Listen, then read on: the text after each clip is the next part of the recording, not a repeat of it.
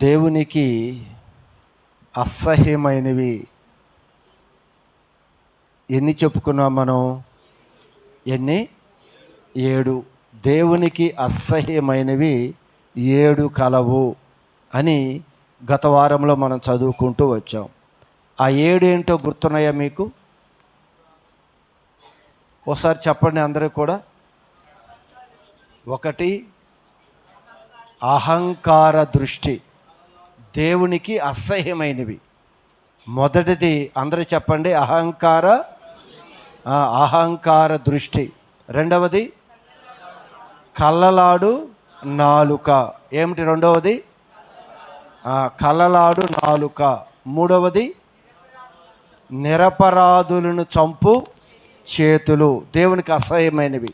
4, దుర్యోచనలు యోచించు హృదయము. దేవునికి అసహ్యమైనది.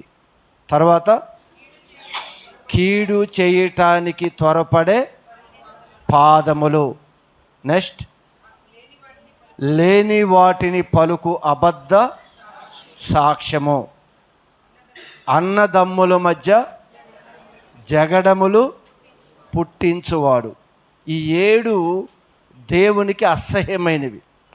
ఇవి ఎవరి జీవితంలో అయితే ఈ 7 యొక్క ప్రభావం ఉందో వారి యొక్క జీవితాలు కూడా దేవుడికి నచ్చనివి, దేవుడు అసహ్యించుకునేవి. దానిలో మొదటి మాట గత వారంలో మనం ధ్యానించుకుంటూ వచ్చాం. ఏమిటది? అహంకార దృష్టి. ఈరోజు రెండవది ఏమిటి అంటే కళ్ళలాడు నాలుక. దేవునికి అసహ్యమైన వాటిలో 7 రెండవ మాట కళ్ళలాడు నాలుక. అంటే అబద్ధములాడే నాలుక దేవునికి అసహ్యమైనది. ఈరోజు అబద్ధమాడే నాలుక అంటే కొంతమంది మనం చెప్పేది ఏమిటి అంటే, మేము పెద్దగా అబద్ధాలు ఏమి ఆడము అంటే ఉన్నది ఉన్నట్లుగానే మేము మాట్లాడతాము అని మనం చెప్తూ ఉంటాం. మంచిదే, ఉన్నది ఉన్నట్లుగా మాట్లాడటం మంచిదే. కానీ ఇక్కడ ఇంకా లోతుగా చూస్తే దీనిని కళ్ళలాడు నాలుక, అబద్ధాలాడే నాలుక అంటే ఇంకా మనకి స్పష్టంగా అర్థం కావాలంటే మీకు ఒక విషయాన్ని నేను తెలియచేస్తాను. దేవుడు చూడండి, బైబిల్ గ్రంథంలో కొరింథీయులకు రాసిన మొదటి పత్రిక 12వ అధ్యాయము 18వ వాక్య భాగాన్ని ఒకసారి చూడండి. కొరింథీయులకు రాసిన మొదటి పత్రిక 12వ అధ్యాయము 18వ వాక్య భాగం. దేవుడు అవయవములలో ప్రతి దానిని తన చిత్త ప్రకారము శరీరములో ఉంచెను. ఈ శరీరములోనంట దేవుడు ప్రతి అవయవాన్ని తన చిత్త ప్రకారము ఈ శరీరంలో ఉంచాడు. ఈ శరీరంలో చాలా అవయవాలు ఉన్నాయి. ఈ అవయవాలన్నీ కూడా దేవుడు తన చిత్తాన్ని జరిగించటానికి ఈ అవయవాలన్నీ కూడా మన శరీరంలో అమర్చాడు.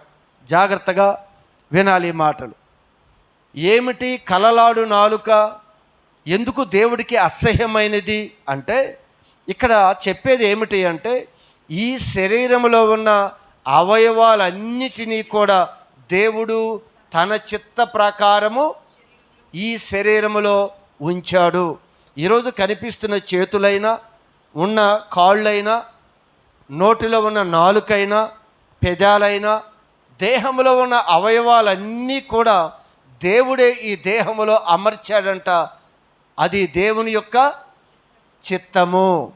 అయితే ఈరోజు ఈ అవయవాలన్నీ కూడా దేవుని చిత్తాన్ని జరిగించాలి. ఈ అవయవాలన్నీ దేవుడికి ఎందుకు అమర్చాడు మన దేహంలో? తన చిత్త ప్రకారము. దేవునికి ఒక ఉద్దేశం ఉంది. ఆ ఉద్దేశ ప్రకారమే మన దేహంలో ఈ అవయవాలన్నిటినీ అమర్చాడు. ఏ అవయవము ఏ పని నిమిత్తమైతే దేవుడు అమర్చాడో ఆ పని కొరకు ఆ అవయవాన్ని చక్కగా మనం వాడాలి. ఈరోజు కాళ్ళు ఇచ్చాడు దేవుడు. కాళ్ళు అవయవాలు దేనికి ఇచ్చాడు దేవుడు? మనకి చక్కగా నడవటానికి, లేదా ఎదుటివాడిని తన్నటానికి ఇచ్చాడా? ఎందుకు ఇచ్చాడు? తనటానికి ఇచ్చాడా? దేన్ని పడితే దాటిని తొక్కివేయటానికి ఇచ్చాడా? కాదు. దేనికి ఇచ్చాడు అంటే చక్కగా మన మనుగడ ఈ భూమి మీద కొనసాగించడానికి చక్కని కాళ్ళు ఇచ్చాడు. అలానే మన దేహంలో ఉన్న ప్రతి అవయవము కూడా దేవుడు ఒక ఉద్దేశాన్ని ఆయన కలిగి ఉండి ఈ శరీరంలో అన్నిటినీ అమర్చాడు అని మనం చదువుకున్నాం. అయితే ఈ శరీరంలో అమర్చబడిన అవయవాలన్నీ కూడా తన పని ఏ ఉద్దేశముదైతే దేవుడిచ్చాడో ఆ ఉద్దేశ ప్రకారము ఆ అవయవాలు పని చేయాలి. ఆ ఉద్దేశ ప్రకారం కాకుండా మరొక ఉద్దేశ ప్రకారం కానీ వాటిని జరిగిస్తే అవన్నీ కూడా అబద్ధమాడేవి. నిజమనేది ఒక ఉద్దేశం ఉంది దేవుడు. ఈరోజు నాలుక అనుకున్నాం. ఈ నాలుక యొక్క ఒక ఉద్దేశం ఉంది దేవునికి. ఈ నాలుక దేవుడు ఎందుకు ఇచ్చాడు మనకి? దేవుడు ఎందుకు ఇచ్చాడో ఈ నాలుకని, దాని కొరకు ఈ నాలుకని వాడకుండా మరొక దాని కొరకు ఈ నాలుకని వాడితే ఇది అబద్ధమా నిజంగానే వాడుతున్నట్ల మనం? అబద్ధము. అందుకే అబద్ధములాడు నాలుక దేవునికి అసహ్యమైనది. ఈరోజు ఈ నాలుక మనకి చాలా చిన్నదిగా కనిపిస్తుంది. ఈ నాలుక ఎంత ప్రమాదకరమైనదో బైబిల్లో చూసినప్పుడు మనకు అర్థమవుతుంది. ఈ నాలుక యొక్క ప్రమాదం ఏమిటో. ఈ నాలుకని దేవుడు ఎందుకు ఇచ్చాడు అంటే అనేక మందిని ప్రేమించటానికి, అనేక మందిని బలపరచటానికి, అనేక మందిని ఓదార్చటానికి, అనేక మందిని ధైర్యపరచటానికి, ఈ నోటి ద్వారా దేవుణ్ణి ఆరాధించటానికి, దేవుని స్తుతించటానికి, దేవుని యొక్క గొప్పతనాన్ని లోకానికి ప్రచురించటానికి దేవుడు మనకిని ఈ నాలుకని మనకు అనుగ్రహించాడు. అయితే ఈరోజు ఈ నాలుకని మనం దేనికి ఉపయోగిస్తున్నాము? అందుకే కలలాడు నాలుక, అబద్ధములాడే నాలుక. దేవుడు ఒక ఉద్దేశంతో ఈరోజు ఈ నాలుకనిస్తే ఈ నాలుకని మనిషి దేనికి వాడుతున్నాడో గమనించాలి. దేవుడు ఏ ఉద్దేశంతో ఇచ్చాడో దానికి తప్ప దేనికి కూడా ఈ నాలుకని వాడటానికి వీలు లేదు. ఎవరైనా ఒకవేళ దాని పర్పస్ కాకుండా ఇది మరొక విధంగా వాడితే ఇది మన జీవితంలో ఒక భయంకరమైన నష్టాన్ని కలగజేస్తుంది అనే విషయాన్ని అందరం కూడా గమనించాలి. ఏమంటే ఎందుకు ఇచ్చారో నాలుగు తెలుసా? ఎంతమందిని మనం ఓదార్చాలి ఈ నాలుగుతో, ఎంతమందిని మనం ధైర్యపరచాలి, ఎంతమందిని ప్రోత్సహించాలి, ఎంతమందికి దేవుని యొక్క స్వార్థను ప్రకటించాలి. ఈ నాలుగుతో దేవుణ్ణి ఎంత గొప్పగా మనం ఆరాధించాలి, సేవించాలి ఆయనని. కానీ ఈరోజు ఈ నాలుగు ద్వారా దుర్భాషలు వాడుతూ ఉన్నాం. ఈ నాలుగు ద్వారా అనేకమైన రకాలుగా మనుషులని హింసించి, బాధిస్తూ, ఎగతాళి చేస్తూ, చులకనగా మాట్లాడుతూ, ఈ నాలుక దేవుడిచ్చిన ఉద్దేశం ఒకటైతే ఈ నాలుకని మరొక ఉద్దేశంతో వాడుతున్నాం. మనిషిని ప్రేమించటానికి ఈ నాలుకనిస్తే మనిషిని ద్వేషించడానికి ఈ నాలుకను వాడుతున్నాం. ఇది చాలా ప్రమాదకరమైనది. మన దేహంలో దేవుడు ఎందుకు ఉంచాడు? ఈ చేతులు ఎందుకు ఉంచాడు? ఈ కళ్ళు ఎందుకు ఉంచాడు? అన్నీ చూడటానికేనా? అన్నీ చేయటానికేనా చేతులు? అన్ని ప్రదేశాలు నడవటానికే కాళ్ళు ఇచ్చాడా? కాదు. దేవునికి ఒక ఉద్దేశం ఉంది. మనిషిని ఈ భూమి మీద సృజించిన తర్వాత ప్రతి అవయవం పట్ల దేవుడు ఒక ఉద్దేశం కలిగి ఉన్నాడు అని మనం చదువుకున్నాం. ఖచ్చితంగా మన అవయవాలు వాటి కొరకే ఉపయోగించాలి. వాటి తప్ప మరొక దాన్ని ఉపయోగిస్తే అది భయంకరమైన ఒక పాపము. ఈ నాలుక మనం స్వాధీనపరచుకోలేమంట. ఇది అసలు మన కంట్రోల్లో కూడా ఉండదంట ఈ నాలుక. చూడండి ఒక్కసారి బైబిల్ వాక్యంలో యాకోబు రాసిన పత్రిక 3:8 ఒక చక్కని మాట మనం చదువుకుంటాం. యాకోబు రాసిన పత్రిక 3:8 వాక్య భాగం. ఏ నరుడును, ఏ మనిషి కూడా నాలుకను సాధు చేయనేరడు. సాధు చేయటం అంటే కంట్రోల్ చేయలేడంట. ఏ నరుడు కూడా ఈరోజు మనిషి నాలుకని కంట్రోల్ చేసుకోలేకపోతున్నాడు. అది మరణకరమైన విషముతో నిండి ఉంది. ఈ నాలుకంట ఎంత విషంతో ఉంది అంటే మరణకరమైన విషయం. విషంతో నింపబడి ఉంది. అంటే మనని మరణానికి ఈడ్చుకొని వెళ్ళిపోయగలిగే శక్తి నాలుకకు ఉందంట. ఈ నాలుక చాలా చిన్నగా కనిపిస్తుంది.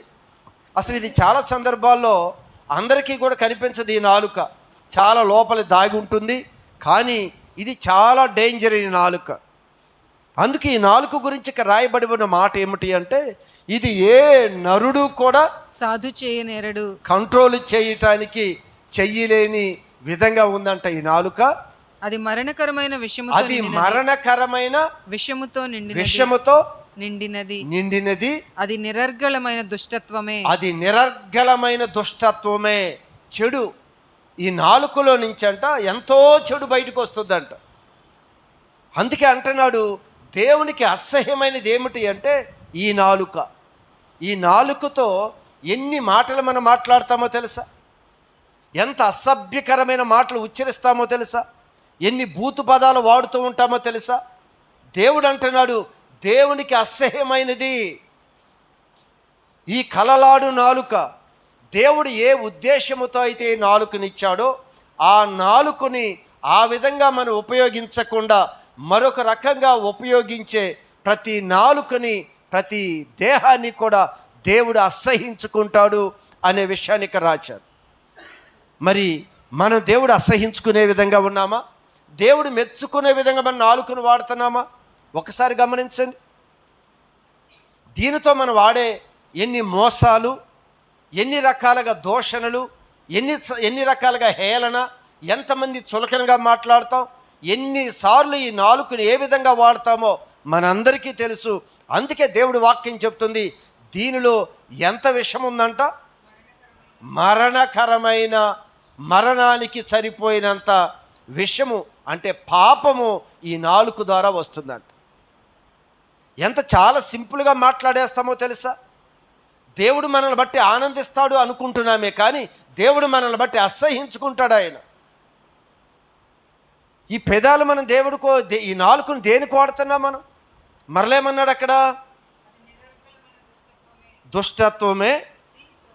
దీనితో తండ్రి అయిన ప్రభువును, తండ్రి అయిన దేవుణ్ణి స్తుతిస్తాము. దీనితోనే, ఈ నోటితోనే దేవుని పోలికగా పుట్టిన, దేవుని పోలికలుగా సృజించబడిన మనుషులని శపిస్తున్నామంట.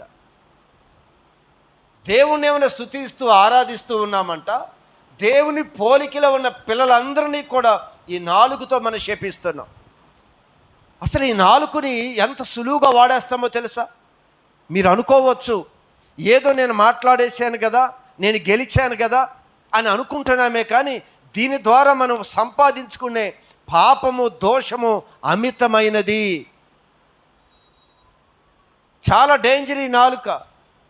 ఈ నాలుక మనం ఎలా పడితే అలా మనం వాడేసి, ఎలా పడితే అలా మాట్లాడేసుకుంటూ వెళ్ళిపోతే, ఒక విధంగా చూస్తే మనం అహంకార దృష్టి అనుకున్నాం కదా, ఈ నాలుక కూడా ఒక అహంకారం ఉంది. ఈ నాలుక చూడటానికి చిన్నదే. ఈ నాలుక చాలా చిన్నది. ఇది ఎంత అదిరిపడుతుందో తెలుసా? ఒకసారి మీరు గమనిస్తే యాకోబు రాసిన పత్రిక ఒకసారి చూడండి, 3వ అధ్యాయం 2వ వాక్య భాగంలో, అనేక విషయములలో మనందరము తప్పిపోవచ్చున్నాము. ఎవడైనను, చూడండి, అనేకమైన విషయాల్లో అందరము తప్పిపోవచ్చున్నాము. ఎవడైనను మాట యందు తప్పని ఎడల అట్టివాడు, అది మాట యందు ఎవరైతే తప్పరో, నాలుక ద్వారా ఎవరైతే పాపము చేయరో ఆ వ్యక్తి తన యొక్క లోపము లేనివాడై తన సర్వ శరీరాన్ని స్వాధీనములో ఉంచుకోనగలిగే శక్తి కలిగిన వాడు. ఎవరు? నాలుకని కంట్రోల్ చేసుకునేవాడు. నాలుకని కంట్రోల్ చేసుకోవాలి. ఇది మరణకరమైన పాపంలోకి తీసుకుని వెళ్తుంది ఈరోజు మనిషిని. అయితే ఇక్కడ అన్న మాటలు ఏమిటి అంటే, ఆ చిన్న నాలుగు గురించి ఏం చెప్పాడు? మళ్ళా చదవండి. తప్పిపోతున్నాము.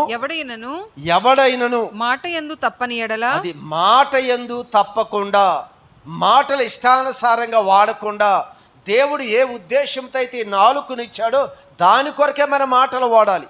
అది ఎవరైతే కంట్రోల్ చేసుకుంటారో సర్వ శరీరము అతని స్వాధీనంలో ఉంది, నరకంలోకి వెళ్ళదు. ఇక ఈ శరీరము మన స్వాధీనంలో ఉంటుంది, అపవాది స్వాధీనంలోకి వెళ్ళదు. ఇంకేం చెప్పాడు అక్కడ? గుర్రములు చూసారా, గుర్రములు మనకు లోబడుటకై కంట్రోల్ చేయటానికి గుర్రానికి ఏమేస్తారంట? నోటికి కళ్ళెము నోటికి కళ్ళెమేస్తారంట. వాటి శరీరం అంతా త్రిప్పుదురు. అప్పుడు ఏమవుతుంది అంటే అంత బలమైన గుర్రం కూడా ఎప్పుడైతే కళ్ళెమేస్తారో పూర్తిగా మన స్వాధీనంలోకి వస్తుంది. ఈరోజు మనిషికి కూడా నాలుకను కానీ కంట్రోల్ చేసుకోగలిగితే మన సర్వ శరీరానికి ఆరోగ్యము క్షేమము. గుర్తుపెట్టుకోవాలి, నాలుకను కంట్రోల్ చేసుకోవాలి. మనం ఇష్టానుసారంగా నాలుకను వాడకూడదు. దేవుడు ఎందుకు ఇచ్చాడు ఈ నాలుకను? దానికే వాడాలి మనం. దానికి తప్ప మరొక పదాలకి ఈ నాలుకను వాడితే ప్రభు చెప్తున్నాడు, ఇది మరణకరమైన పాపమో, నేను మరణంలోకి ఈడ్చుకొని వెళ్తుంది రేపుడు దినాన. మరలేం చెప్పాడు అక్కడ?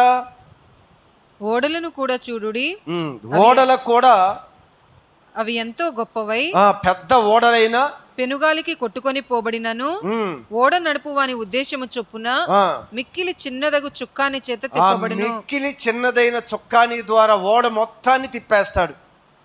ఓడని నడిపించే డ్రైవరు ఓడ ఎటు కావాలంటే అంత బలమైన ఓడ కూడా ఎంత తుఫానులో వెళ్ళినా కూడా ఇతను ఏం చెప్తే ఆ విధంగా ఆ మార్గంలోనే తిరుగుతుంది. అలానే ఈ నాలుక గురించి చెప్తూ అలాగుననే నాలుక కూడా చిన్న అవయవమైనను బహుగా అదిరిపడుతుంది అంటే ఇది ఎందుకు అదిరిపాటు ఎందుకో మరి మనం కూడా అదిరిపడుతూ ఉంటాం. నోటి మాటలు ఎలా పడితే అలా కూడా మనం వాడతాం. అదిరిపాటు, ఎంత అదిరిపాటు మనం కూడా అంటాం. ఎవరైనా మాట్లాడుతుంటే ఎంత అదిరిపాటు అంటాం. అంటే ఏంటి? ఎంత అదిరిపాటు అంటే అంత గర్వం అన్నమాట. గర్వపు మాటలు ఎంత చులకనగా మాట్లాడేసేస్తారో తెలుసా? మాటల ద్వారా గెలవాలి అని, మాటల ద్వారా జయించాలి అనే ఒక ఆలోచన మనిషిది. కానీ పాపాన్ని కూర్చుకుంటున్నాను అనే విషయాన్ని మర్చిపోతున్నాడు మనిషి.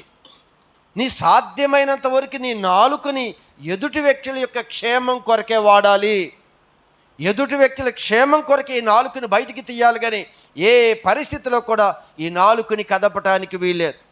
ఇదంట బహుగా అదిరిపడుతుందంట. ఎంత అదిరిపడుతుందో తెలుసా? అక్కడ రాస్తూ చిన్న నిప్పు పెద్ద అరణ్యాన్ని తగలబెడుతుంది. ఇంత నిప్పేస్తే దానితో పోలుస్తున్నాడు నాలుకని.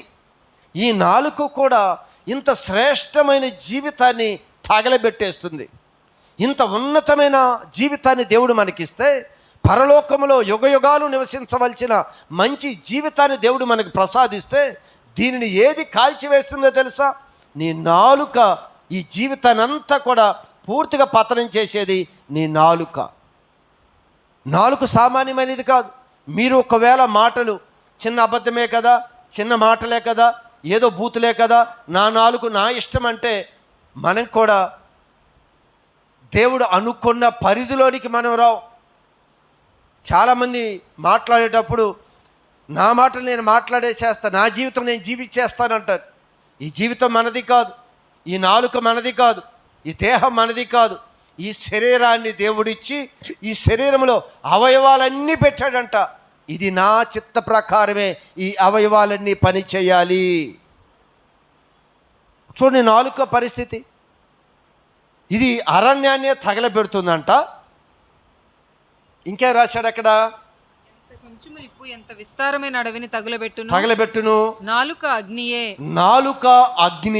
నాలుక మన అవయవములలో ఉంచబడిన పాప ప్రపంచమై సర్వ శరీరానికి మాలిన్యము కలుగు చేయును. ఈ చిన్న నాలుకంట, ఇది అదిరిపడుతున్న ఈ నాలుకంట ఏమవుతుందంట? ఇది సర్వ శరీరానికి మాలిన్యం తీసుకొస్తుందంట. ఇది పాప ప్రపంచము. పాపం ఎక్కడో లేదండి. అందుకే మన నోటిని ఎంత క్లోజ్గా ఉంచితే అంత మంచిది. నోరు వాడకం ఎంత తగ్గిస్తే అంత మంచిది. బయట ఒకవేళ వాడామా తెలియకుండానే పాపం మనలోకి వస్తుంది. మన ఈ పదాలు ఎక్కడైనా వాడామా పాపం మనలోకి వస్తుంది. అందుకే ఆ మాట చెప్తున్నాడు ఆయన. ఇది పాప ప్రపంచము. ఏ మాట చదివా అక్కడ?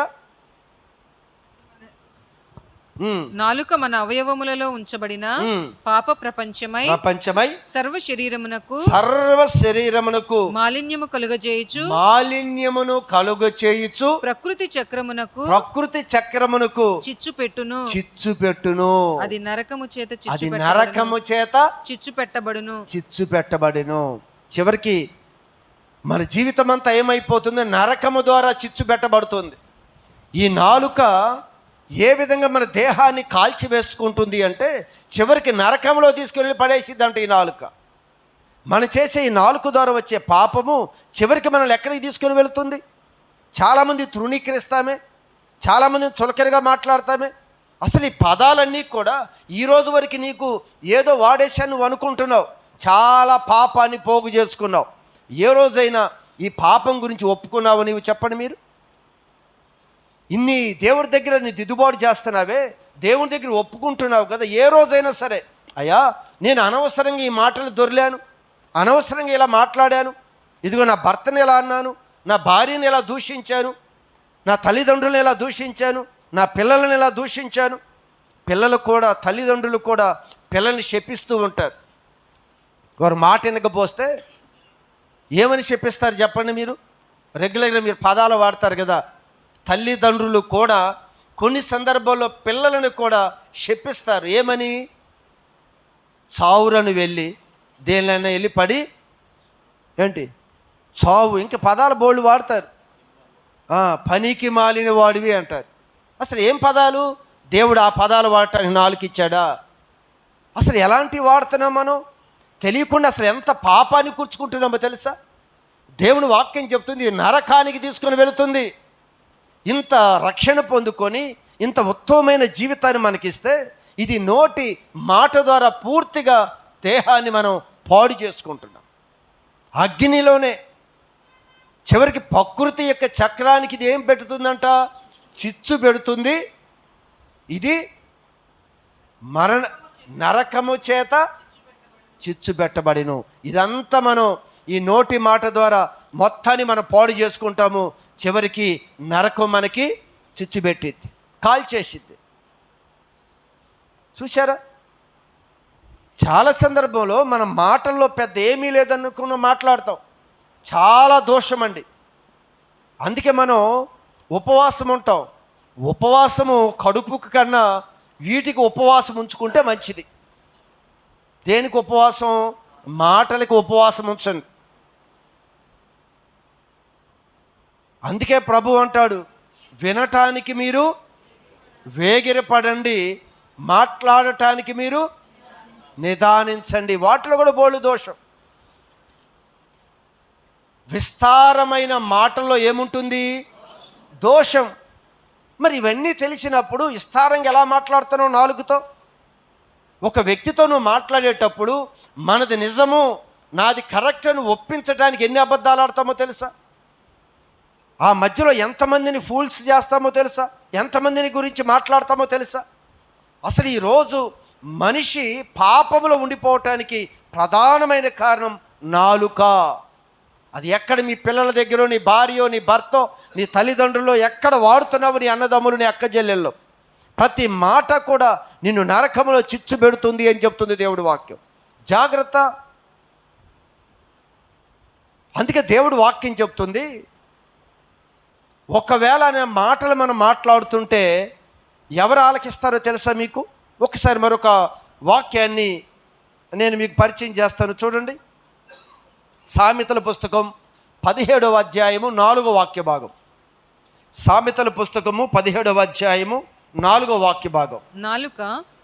నాలుక హానికరమైన మాటలు పలుకుచుండగా, ఎదుటి వ్యక్తికి హాని చేసేవి, ఎదుటి వ్యక్తిని గాయపరిచేవి, ఎదుటి వ్యక్తిని చులకన చేసేవి, అపవిత్రమైన నీచమైన మాటలు ఈ నాలుక మాట్లాడుకొని చుండగా అబద్ధికుడు చెవియొగ్గి ఆలకిస్తాడంట. ఎవడు అబద్ధికుడు? సాతాను. సాతానంట చెవియొగ్గి ఆలకిస్తాడంట. నువ్వేం చేస్తుంటే? నీ నాలుక ద్వారా హానికరమైన మాటలు మాట్లాడుతూ ఉండగానే వాడికి చిక్కామే మనం, వాడి చేతులకు వెళ్ళిపోయినట్టే. ఈరోజు శారీరకమైన బలహీనతలు, కుటుంబాల్లో అసమాధానము, దేహంలో మన జీవితంలో జరుగుతున్న అన్నిటికీ కారణం పాపము అని మనకి తెలుసు. ఆ పాపము ప్రధానంగా మన దేహంలోనికి తీసుకువచ్చే అన్ని అవయవాల్లో కూడా ఇదిగో ఈరోజు దేవుడు మాట్లాడేది నాలుక. నాలుక ఏం చెప్తున్నాడు ఇక్కడ? నాలుక హానికరమైన మాటలు పలుకుచుండగా అబద్ధికుడు సాతాను చెవియొగ్గి ఆలకిస్తాడంట. ఎప్పుడైతే ఆలకించాడో, ఎప్పుడైతే ఆ దోషం కనపడిందో, వాడు వచ్చి మన పక్షాన్ని నిలబడిపోతాడు. ఇతను నావాడు, ఇతను నా కుమార్తె, ఇతను నా కుమారుడు అని సాతానంటే ఎప్పుడైతే ఈ దోషము పాపము కనిపిస్తుందో వెంటనే వాడు ఎంటర్ అయిపోతాడు. మనం చాలాసార్లు చెప్పుకుంటాం, ఒకవేళ మన జీవితంలో ఒక పాపము, ఒక అసమాధానం ఏం కనపడ్డా కూడా దానిని సూర్యాస్తమయమయ్యే లోపు దాన్ని అంతా కూడా సరి చేసుకోగలగాలి. లేకపోతే ఏమైపోతుందంటే అది పాపంగా మారిద్ది అని ప్రభు వాక్యం చెప్తుంది. ఈరోజు మన జీవితంలో కూడా ఖచ్చితంగా ఈ నాలుకని ఎలా పడితే మీరు అలా వాడవద్దు. మీకు సాధ్యమైనంత వరకు ఎదుటి వ్యక్తి యొక్క మేలు కొరకు వాడండి నాలుకని. ఎదుటి వ్యక్తి యొక్క క్షేమం కొరకు వాడండి. ఎదుటి వ్యక్తిని గాయపరిచే విధంగా, ఎదుటి వ్యక్తిని మోసపరిచే విధంగా ఎక్కడ కూడా ఈ నాలుకని మనం ఉపయోగించవద్దు. ఉపయోగించామా మనం అపవాదికి దొరికిపోతాం. ఇక రాయబడి ఉన్న మాటలో నాలుక హానికరమైన మాటలు పలుకుతున్నప్పుడు అబద్ధికుడు ఆలకిస్తుంటే, మరొక విషయాన్ని మీరు కింద చూస్తే, పెదవులు యథార్థమైన ఈ నాలుకంట యథార్థమైన మాటలు పలుకుచుండగా దేవుడు ఆనందించును. దేవుడు ఆనందిస్తాడంట. హానికరమైన మాటలు మాట్లాడుతుంటేనేమన్నా అపవాది చెవియొగ్గి ఆలకిస్తాడంట. అదే మంచి మాటలు మనం పాల్గొతున్నాం అనుకోండి, దేవుడంట హృదయములో ఆనందిస్తాడంట.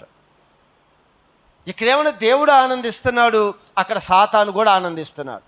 ఇక్కడ దేవుడు నా పిల్లలు ఇదిగో నేను దేని కొరకైతే అవయవాలు ఇచ్చానో దానిలో చక్కగా వారు నడుచుకుంటున్నారు అని దేవుడు ఆనందిస్తుంటే, అపవాది ఏమన్నా ఇదిగో వీరు నాకు చిక్కారు అని చెప్పి అపవాది ఆనందిస్తూ ఉన్నాడు. చూడండి మీరు ఎన్ని మాటలు మనం దొరుకుతాయో ఒకసారి మీరు ఆలోచించండి. ప్రతి సమయంలో కూడా ఆ మాటల వైపు దుష్టుడు తన ఆలోచన పెడుతూ ఉంటాడు. అందుకే ఎక్కడ కూడా అపవాదికి మీరు చోటు ఇవ్వద్దు. ఎలా చోటిస్తామండి? మేమేం చోటు ఇవ్వలేదు. చోటు ఎలా ఇస్తున్నావు? ఇదిగో నీ నాలుక ద్వారా నువ్వు చోటిస్తున్నావు. ఏదో నేను గెలిచాను, నేను పోరాడాను. అక్కడ అంటాడు కదా, నా పెదాలే. ఒకసారి చదవండి, నా పెదవులే, మా పెదవులు మావి, మాకు దేవుడు ఎవరు? పూర్తిగా చదవండి ఆ వాక్య భాగాన్ని ఒకసారి. మా నాలుకల చేత మేము సాధిస్తాము. దేని ద్వారా అంట? ఈరోజు గొడవ పడైనా సాధిస్తాం మనం. అమ్మ ఈ నోరులో నోరు పెట్టడం ఎందుకు కానీ ఇచ్చి పంపించేసే. నోరులో నోరు పెట్టలేము కొన్నిసార్లు, వాళ్ళ మాటలో మన మాటలు పెట్టలేం. ఇక్కడ చూడండి ఏమని రాస్తున్నాడు, ఏమంటారు? మా నాలుకల చేత మేము సాధిస్తాం. ఏది సాధించాలన్నా మా నాలుకల ద్వారా అవుతాయి. ఎవరిని జయించాలన్నా, ఎవరిని కంట్రోల్ చేయాలన్నా, ఎవరిని ఓడించాలన్నా మా నాలుకలు చాలు. చూడండి ఈరోజు మనిషి కూడా అలానే, నా వాక్ శక్తి ఉంది, నేను మాట్లాడగలను, నేను మాట్లాడితే ఎవరు నా ముందు నిలబడలేరు. చూడండి అదే మాట వాడుతున్నాడు ఇక్కడ దేవుడు కూడా చెప్తున్నాడు.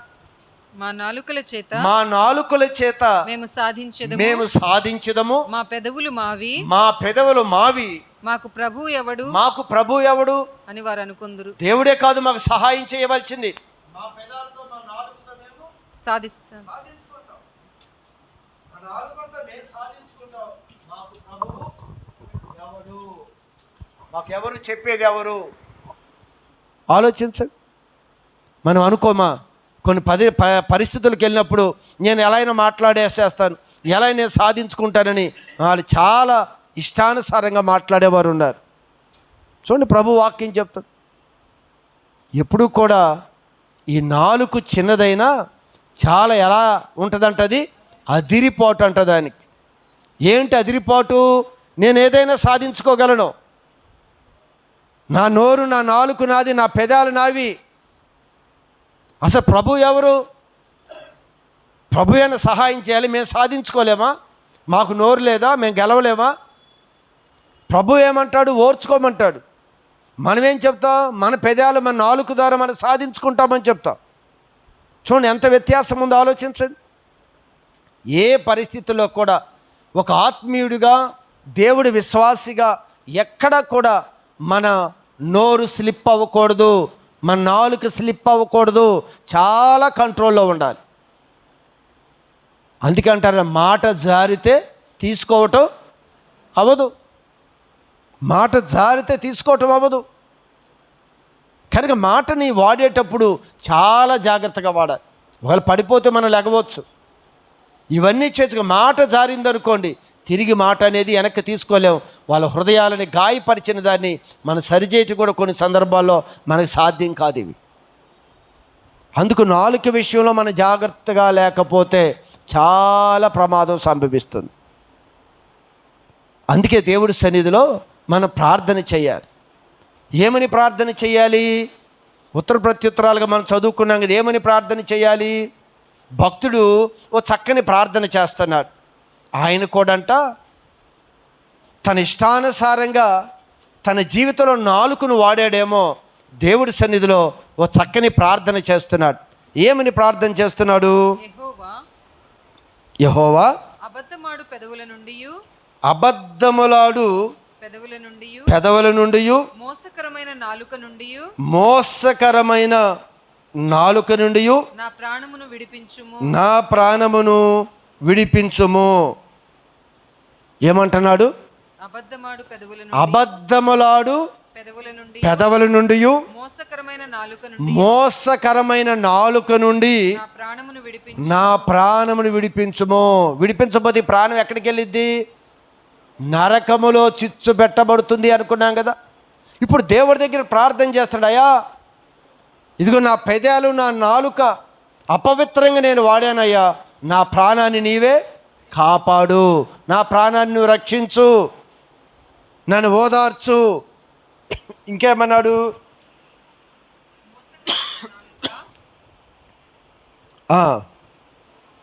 ఆయన నీకేమి చేయును, ఇంతకంటే అధికముగా నీకేమి చేయును, ఇంతకన్నా అధికముగా నీకేం చేయును. తంగేడు నిప్పులతో కూడిన బాణములను, బలాఢ్యుల వాడిగల బాణములను నీ మీద వేయును. కలహప్రియుని యొద్ద నేను చిరకాలము నివసించిన వాడను. ఎక్కడంట? కలహప్రియుని వద్ద నేను చిరకాలము నివసించవాడును. కలహప్రియుడు అంటే ఎవరు? కలహప్రియుడు అంటే ఈ గొడవలు పెట్టేవారు, కలహాలు. కలహప్రియుడు అంటే ఎప్పుడు అవంటేనే ఇష్టం. వాళ్ళ దగ్గర ఏం చేసేవాడంటే ఇతను చిరకాలము నివసించెను. నేను కోరునది సమాధానమే, నేను కోరినది సమాధానమే, అయినను మాట నా నోట వచ్చిన తోడనే, నా నోటిలో నుండి మాట వచ్చిన తోడనే వారు యుద్ధమునకు సిద్ధమవుతున్నారు. నేను మంచిగా సమాధానంగా ఉండాలనుకుంటున్నాను, కానీ నా నోటిలో నుంచి వచ్చే మాటలు ఏం చేస్తున్నాయి? యుద్ధాన్ని కలగజేస్తాను. ఎందుకు? నా మాటలు కుదురుగలేవు, నా మాటలు సరిగా లేవు. నేను ఎన్ని రకాలుగా మంచిగా మాట్లాడదాము అనుకున్నా కూడా ఆ మంచిగా నేను మాట్లాడలేకపోతున్నాను. ఎందుకు అంటే నేను ఎవరి మధ్య జీవిస్తున్నాను? కలహ ప్రియుల మధ్యలో ఉన్నాను, జగడాలు పుట్టించేవారి మధ్యలో ఉన్నాను. కనుక నేను ఏ మాట మాట్లాడినా యుద్ధమే జరుగుతుంది, ఏ మంచిగా సమాధానంగా ఉండాలన్నా యుద్ధమే జరుగుతుంది. అందుకు దేవుడి యొద్ద ప్రార్థన చేస్తూ ఉన్నాడు. ఏమని ప్రార్థన చేశాడు? అబద్ధములాడే పెదవుల నుండి, మోసకరమైన నాలుక నుండి నా ప్రాణాన్ని విడిపించు ప్రభువా.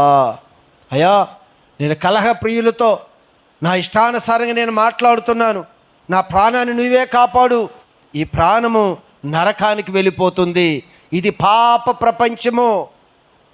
ఇదే నాలుకతో దేవుణ్ణి ఆరాధిస్తున్నాం, ఇదే నాలుకతో బూతులు మాట్లాడుతున్నాం, ఇదే నాలుకతో దేవుని స్తుతిస్తున్నాం, ఇదే నాలుకతో దేవుని స్వార్థ చెప్తున్నాం, ఇదే నాలుకతో దేవుని పోలికగా ఉన్న మనిషిని చాలా చులకనగా మాట్లాడుతున్నాం, హేళన చేస్తున్నాం. ఇది పాపము, ఇది పాప ప్రపంచము. సంపూర్ణమైన ఒక పాపంతో నిండిపోయిన దేహంగా మార్చబడుతుందంట మన దేహం. కనుక మన అందరం కూడా దేవుడి సన్నిధిలో ఉన్న మనందరం కూడా ఆ విషయాన్ని మనం గమనించాలి. దేవుడికి అసహ్యమైనది ఏమిటని చెప్పుకున్నాం? కలలాడు నాలుక. నాలుక అసహ్యమైనది కాదు, కానీ మనము నాలుకని దేవుడికి ఎందుకు ఇచ్చాడో అలా వాడకుండా మరొక దానికి వాడే నాలుక కలిగిన మనిషి జీవితం అంతా కూడా దేవునికి అసహ్యమైనది. మొదటిది అహంకార దృష్టి. అహంకారము, గర్వం. నేను గొప్ప, నాకు అది ఉంది అనే అహంకారము ఎవరిలైతే ఉంటుందో మొదటిగా వారు దేవునికి అసహ్యులు. రెండవది కలలాడు నాలుక దేవునికి అసహ్యమైనది. కనుక 7 ఉన్నాయి అసహ్యమైనవి. 7 2 విషయాలు మనం ధ్యానించుకున్నాం. ఈ 2 విషయాలు మీకు గుర్తుండిపోవాలి. 7 విషయాలు కూడా మర్చిపోకూడదు. దేవుడికి పర్వాలేదులే అనుకునే కాదు, నిదానంగా మానేయి అనే కాదు, ఇది అసహించుకునే అంట. అంటే తను అసలు దేవుడు దానికి ఒప్పుకోడు. మనం ఇంత రక్షణ పొందుకున్నాం కదా, ఇంత దేవుని యొద్ద ప్రార్థన చేస్తున్నాం కదా, అన్నీ చేస్తున్నా కూడా ఈ నోటి మాట అంత పాపమైంది. మన దేహానికి అనారోగ్యం తీసుకొచ్చేది అదే, మన దేహాన్ని పాడు చేసేది కూడా అదే. కనుక నోటి మాటలు కొంచెమే ఉంచాలి. అది చిన్న నిప్పు అరణ్యాన్ని ఎలా తగలబెట్టిందో ఈ నోడు కూడా తన వాడే పదాల ద్వారా తన యొక్క మంచి జీవితాన్ని మనం పాడు చేసుకుంటాం. దేవుడిచ్చిన మంచి జీవితాన్ని మనమే పాడు చేసుకుంటాం. ఇది దేవుడు చెప్పాడు కదా, ఈ దేహం అంతానంట ఏమైపోయిద్దంట? మలినమైపోయిద్దంట. ఏమైపోయిద్ది? అంత ఏమైపోయింది? దేహం అంతా కూడా, దేహం అంతా ఏమైపోయిద్ది? ఈ పాపంతో నిండిపోయిపోయిన దేహం ఏమైపోయిద్ది? బాగుంటుందా? ఏమైపోయిద్ది? నరకానికి అనుకూలంగా సిద్ధపడిద్దంట ఈ దేహం అంతా కూడా. అందుకు ఈ భక్తుడి యొక్క వేదన, ప్రభువా నన్ను కాపాడు, నన్ను రక్షించు, నేను అబద్ధములు ఆడు పెదములు కలిగిన ప్రజల మధ్య నేను నివాసం చేస్తున్నాను చెప్పాడా? ఎక్కడ నివాసం చేస్తున్నాడంట? యెషయా గ్రంథమా? ఎక్కడ నివాసం చేస్తున్నాడంట? సరే, ఆ విషయాలు నెక్స్ట్ టైం ఇంకా వాటి గురించి చెప్పుకున్న విషయాలు మీరు గమనించండి. దేవుని సన్నిధిలో మన పెదాలు, మన నాలుకని ఎలా పడితే అలా ఉచ్చరించొద్దు. ఇది చాలా ప్రమాదకరమైంది. ఏ బూతు మాట కానీ ఎలాంటి మాట రాకూడదు. మన నోటిలో నుంచి ఎప్పుడు దీవెన వచనం రావాలి, ఎప్పుడు ఆశీర్వదించాలి, ఎప్పుడు క్షమించాలి, ఎప్పుడు కూడా కనికరం కలిగిన మాటలే రావాలి, దయగలిగిన మాటలు రావాలి. కానీ మరొక ఏ మాటలు మన నోటి నుండి రాకూడదు. ఇదే నోటి ద్వారా దేవుణ్ణి ఆరాధిస్తే నువ్వు అబద్ధము అని చెప్తాడు. ఏం చెప్తాడు? అబద్ధము అని చెప్తాడు ఆయన. అందుకంటే నీ పెదవులతో నన్ను స్తుతిస్తున్నావు కానీ హృదయము దూరంగా ఉంది అంటాడు. కనుక ఈ పెదాలంతా కూడా అబద్ధములాడే పెదాలుగా ఉంటే దేవుడు అసహించుకుంటాడు. మనం చేసే ఆరాధన కానీ మనం చేసే ఏది కూడా దేవుడికి అంగీకారంగా ఉండదు. కనుక మన నాలుకని పరిశుద్ధపరుచుకుందాం. దేవుడు దాన్ని పరిశుద్ధపరచునుగాక. ఆమేన్. ప్రేమ కలిగిన దేవానికి వందనాలు, స్తోత్రం.